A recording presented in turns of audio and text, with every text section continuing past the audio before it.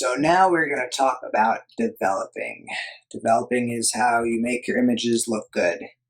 And so I will click on this image. Let's use this as an example image. And the D key command will take you to the develop panel. So you press E to go back to the gallery, or sorry, G to go back to the gallery, E to see the photo large, and D to go to the develop panel. Now you can see on the right here, here's all of the things to look at. You see me scrolling down there. There's a lot. I'm not gonna show you everything here. I'm gonna show you only the things I think that you need and the things that I use. I think this is kind of an interesting image just because of all the colors here. You can see the incredible Fuji colors that come out of this camera. So if you press the R key command, the R key command will rotate it or crop it. So if you need to kind of crop, I'm not going to crop it all. And you can do that. You can kind of click here and rotate the image. And the key commands that I use frequently are Command Z undoes what you did and Shift Command Z redoes. So basically, if you want to kind of go back, you make a change and you're like, do I like this or do I like this? You just can click those keys and go back and forth. It's very handy. I really suggest you get good at those key commands. Then, if you see here, one of the first things that I do, I'll crop it first, but then I'll try to figure out whether I want to work in black and white or color. And I'll talk about black and white in a second, but the V key command turns it into black and white, or it keeps it in color. This is clearly a color image. So I decided I want to keep it in color. And if you see here, profile, I'm going to click on profile and I'm going to go to browse. And I'm going to use some of the Fuji color profiles because one of the most amazing things about this camera are the color profiles that come with their raw files. So I'm going to click on browse. And your camera will come with its own color profiles as well. And so you can see all of these amazing color profiles here.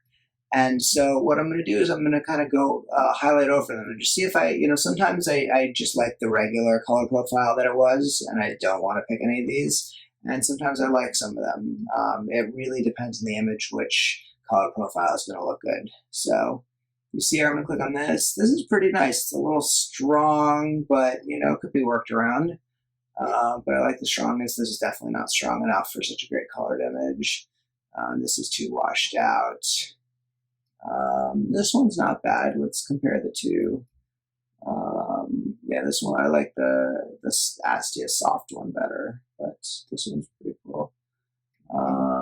This one looks great as well as compared to nothing. It's very similar to nothing being done.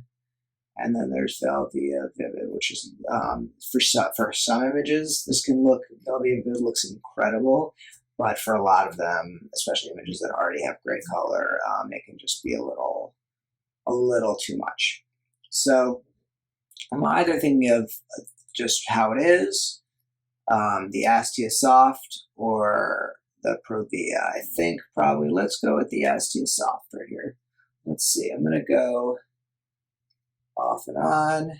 Yeah, let's do that. Let's pick that. I like the added colors here. So I'm going to do that. Then we're going to come up, and it has the black and white ones too, which I might as well just kind of highlight over. They have a lot of different black and white. This one looks great. So you can see here, this is a great thing to do as well. But yep, we're going to pick this one, and then we're going to close. So that has been picked.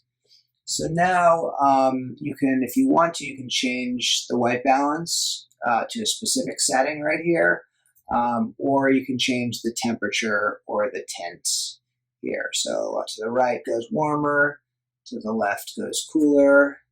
Go back to 0 for now. For tint, you can go a little bit more purple or put it a little bit more green. I generally like where this is at right now. It looks pretty realistic. And we'll talk about realism after this, but realism is something I really try to have as a very important pillar of my editing. So let's see if I warm it up a little bit, how is that going to look? So I warmed it up just a tiny bit, and now what I'm going to do is I'm going to kind of do Command Z to C, and then I'm going to go back. And I like it a little bit warm, I think. I don't know, maybe it's a little bit. So instead of, I did about, maybe 400 here, so I'm going to go back, and instead of 400, I'm going to just put it up about 200. So go back, 183. So yeah, let's keep it like that, 183. That looks great. So as I was talking about, a lot of people go overboard with their editing. And after we do this whole developing workflow, I'm going to show you between 15 and 20 examples of my editing. And you're going to see a few of the images will have a little bit more done to them. Some of the tougher images, some images I need to fix a little bit, but a lot of them, have very subtle amount of work done. Maybe it's one slider's changed significantly, or some of them are almost close to nothing done to them.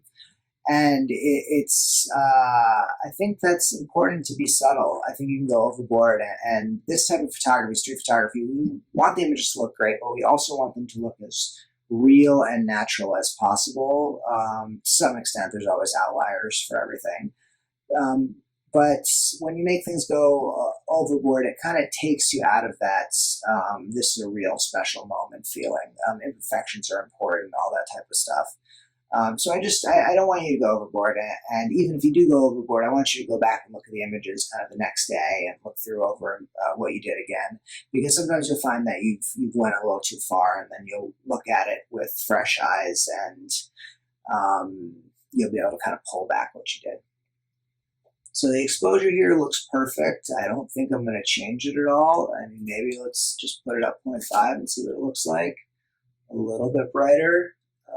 That's actually pretty nice. Let's go down a little bit. And you see it's a lot of back and forth. It's a lot of subtle things. I'm going to keep it at 0 for now. I kind of like that. This is already a very contrasty image because of the harsh light, so I don't think I need more contrast. So I'm just going to put it up to C. Yeah, that's too much. Sometimes I'm going to bring it down a little bit. And looking better, just bring it down. Work, actually. Yeah, maybe bring it down a tiny bit. Actually kind of helps mix it. Yeah, so I'm going to bring it down, like, let's make it even 10, just right there. So bring that down there. So exposure, contrast, these are two of the things that I use the most. I tend to add a slight bit of contrast a little bit more often, but sometimes I'll reduce it. This is a rare time where I reduced it, but there are photographers that you'll see they have very washed out looks to their images, and they reduce the contrast a lot. If you see here, you have highlights, shadows, whites, and blacks. So highlights are going to raise the highlights, obviously. So if you see kind of all these white values here, you can raise it. I'll show you if you kind of lower it here. It's kind of a good way if you, say you have the contrast that you like already, but it's not that little pop of whites or highlights. You can kind of bring that up a little bit.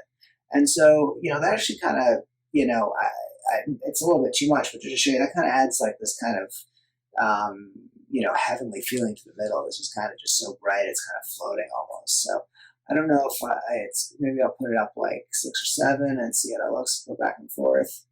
It's just like a subtle change, but maybe I like it. Let's see. Where did I put that up there? Put it up 6. It's a tough one. Maybe I'll just put it up even less. Let's put it up 4. Yeah, so back to 0. Let's do 4. Let's give it a 4 for now. I'm not sure. I'll come back to that later. Shadows. You can bring up the shadows right here. I'll just put it up a lot. You see, you can bring out details there, or you can bring the shadows down a bit as well if you'd like. So now maybe I'll bring them down a tiny bit. But even just leaving them at 0 is fine. I just brought it down like maybe 4. Whites. To show you that it is kind of whites, you bring up the whites. you see here. So this is similar to the highlights, but it really kind of just sticks on the white tones. I don't use this too often. Occasionally I will for certain things. And blacks, it's the opposite. It works in the blacks. It's a kind of a way to add contrast to your images without changing kind of the midtones as much. So if you see kind of this effect, you can kind of create this like darkish, contrasty effect without making the whole thing look contrasty. It's a pretty cool look. And I'll brighten it up right here to show you as well. Now I'll show you the texture here. It adds kind of some texture.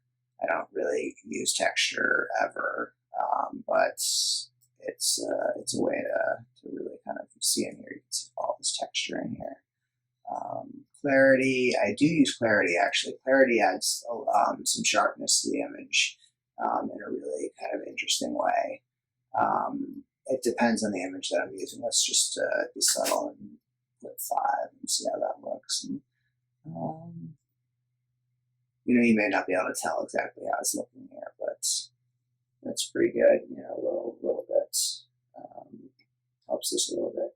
Dehaze, if you have it's tough to really show on this. If you have a hazy image, it kind of gets rid of that haze. It's pretty cool. Vibrance and saturation. Vibrance, it changes some of the colors, but not all of them. I don't really use that too often, and saturation kind of will strengthen or lessen the saturation in the image. I find that some people will just want to make their photographs look very painterly, and so they will raise the saturation a bunch, and that really can make the image look fake. Sometimes it can work, but if you do it too often, it really kind of, I'd rather work with the color profiles and try to get some good color or shoot an image with good color in good light. That's the most important way to get great color, than to raise the saturation slider a lot. So here, you know, more often than not, actually, I'll reduce the saturation slider just to kind of make it feel a little bit more real and not so poppy. This image could go either way. It could just do a subtle amount of saturation, maybe +4, see how it looks. But I think probably I prefer maybe 0 here a little bit. I'll come back to that later and just say, you know, maybe say 2 or 4 might be good. It's tough to tell right now. I typically, I don't use this right now, but if you see here the tone curve, this is kind of a way where you can kind of really, just like you do in Photoshop, you can kind of change the nature of kind of how the different, you know, the curve of the tones look in the image. But I tend to not use that. I think that's a little bit of an overkill. Here you have your color sliders. Say you want to make this, you know, the reds in your image stronger. See that it'll raise the saturation in the reds, but nothing else. This tends to have problems. If you see all the reds kind of that came out here, it can sometimes it can work, but sometimes it can really kind of just kind of screw up your image. But it's interesting, particularly for black and white. You know, let's say you turn this image into black and white, and this wall you want to really raise up.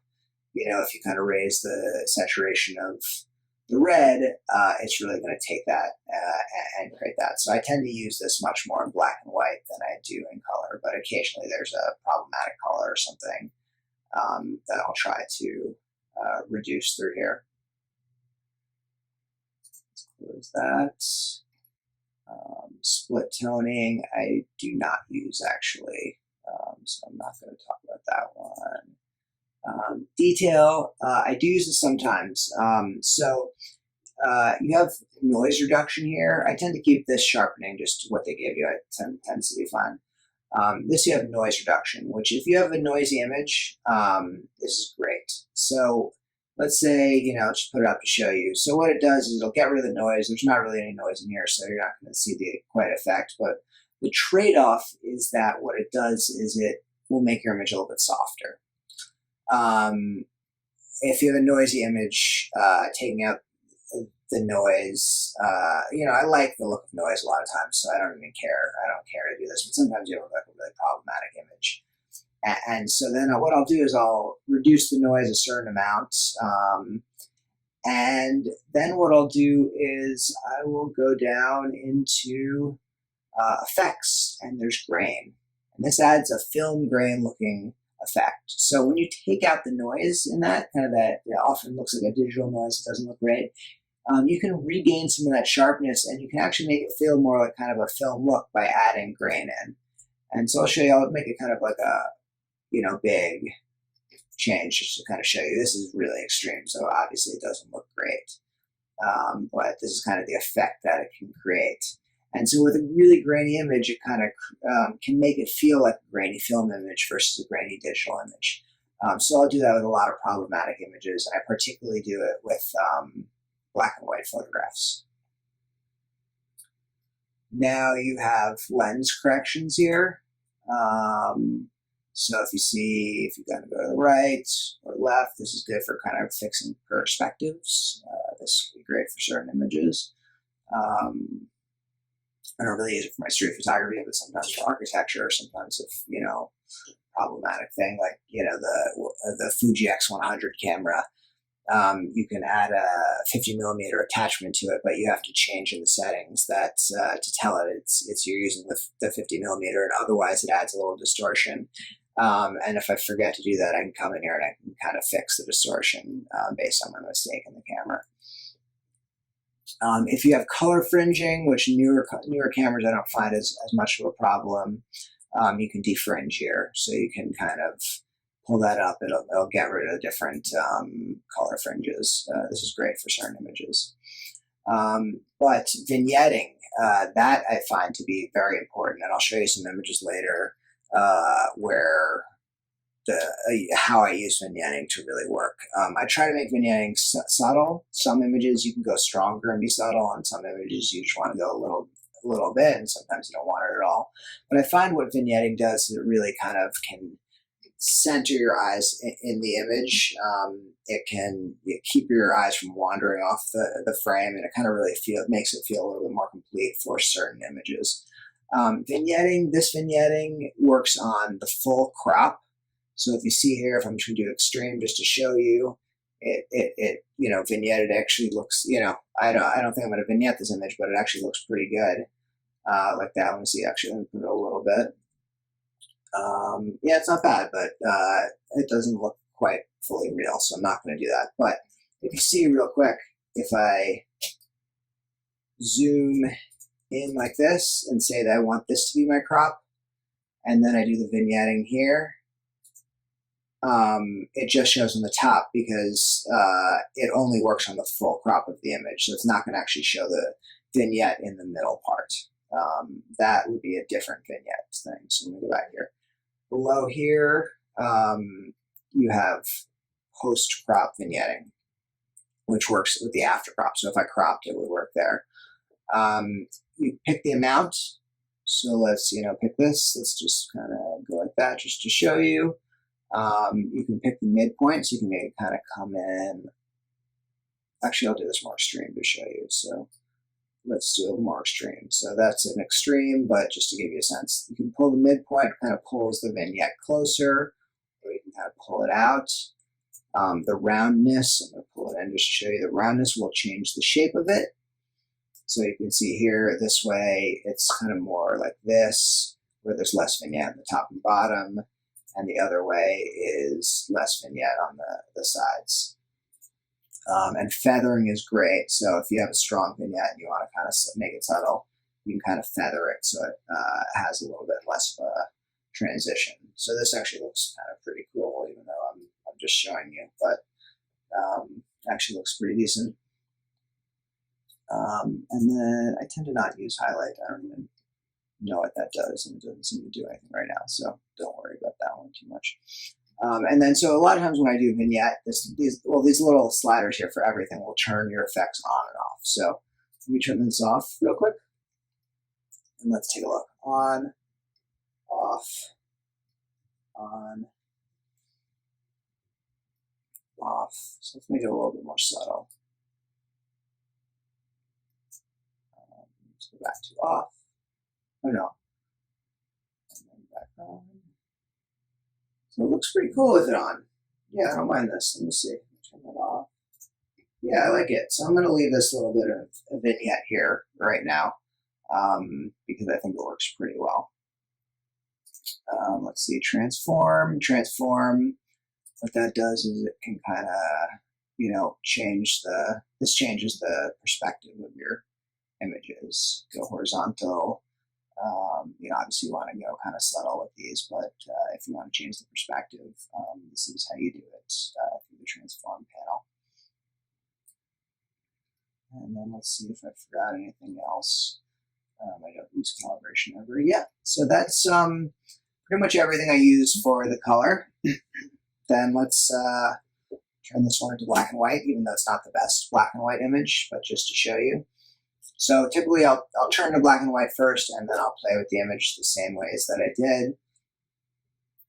Everything is pretty much the same workflow, except for in black and white I tend to use a little bit more of like the whites and highlight shadows because you can really kind of change the effects of black and white pretty well that way. And I'll also change the temperature here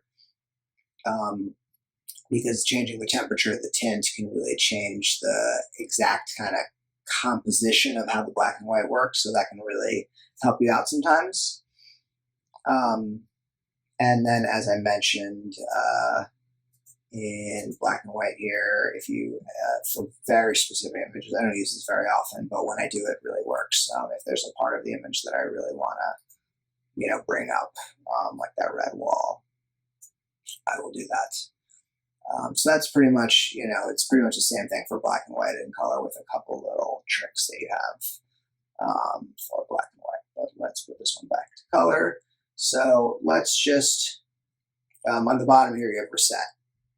So, I was editing this image showing you everything, so it wasn't really kind of maybe doing it exactly with the focus that I would as if I was just kind of staring at this over and over again. But let's just press reset and let's just see the before and after. So before, after, I like the changes that we did. They may be a little bit too strong, but they're pretty cool. So maybe I would, this one, if you can see, it just feels more real, even though like it's not quite as poppy. So maybe what I do is I go to this one and I just kind of pull back some of the things. Maybe pull the saturation down or a little bit less of the contrast and try to get it still feeling like this, but a little bit more real.